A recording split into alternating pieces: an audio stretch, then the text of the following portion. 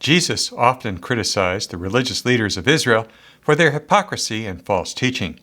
For example, in Mark chapter 7, he clashed with the Pharisees over the issue of ritual hand-washing. Mark chapter 7, verse 1 says, "Now when the Pharisees and some of the scribes who had come from Jerusalem gathered around him, they noticed that some of his disciples were eating with defiled hands, that is, without washing them. For the Pharisees, and all the Jews, do not eat unless they thoroughly wash their hands, thus observing the tradition of the elders. And they do not eat anything from the market unless they wash it.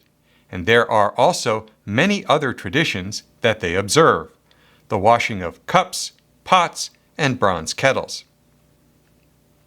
The Torah does not require people to perform this ritual hand-washing, but it did require the priests to wash their hands before they began their daily service in the tabernacle or the temple.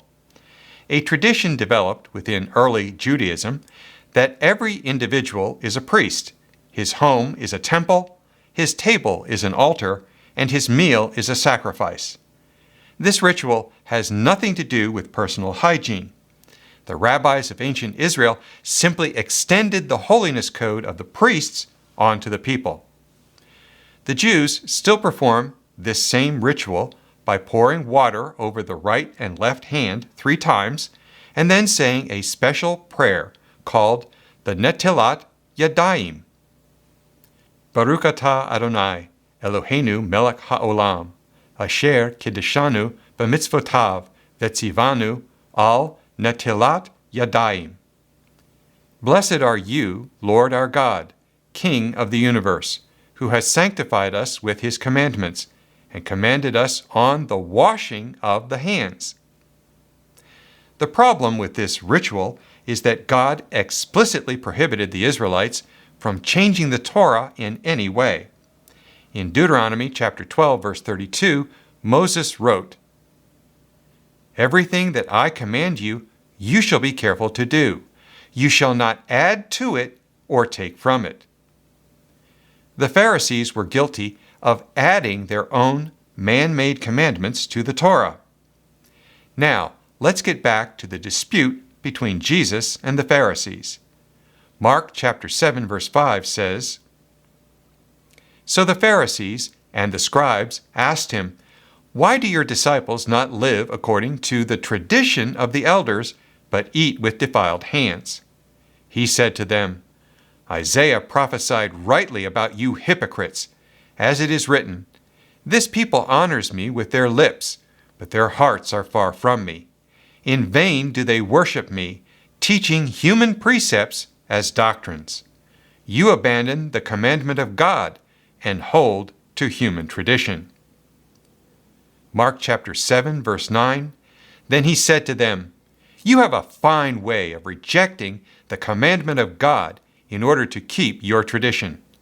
For Moses said, "Honor your father and your mother," and "Whoever speaks evil of father or mother must surely die." But you say that if anyone tells father or mother, "Whatever support you might have had from me is korban," that is, an offering to God, then you no longer permit doing anything for a father or mother, thus making void the word of God through your tradition that you have handed on. And you do many things like this." In this passage, Jesus strongly condemned his opponents for nullifying God's law through their tradition, which utterly refutes the idea that Jesus came to abolish God's commandments.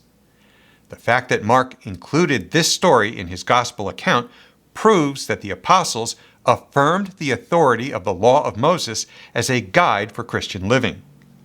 Antinomian apostates claim that Christians don't have to obey God's law.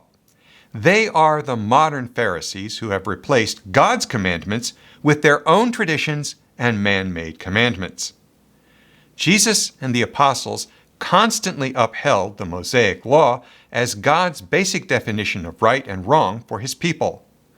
There isn't a single passage anywhere in the New Testament that nullifies God's commandments. If there were, Jesus would have been a hypocrite, just like the scribes and Pharisees.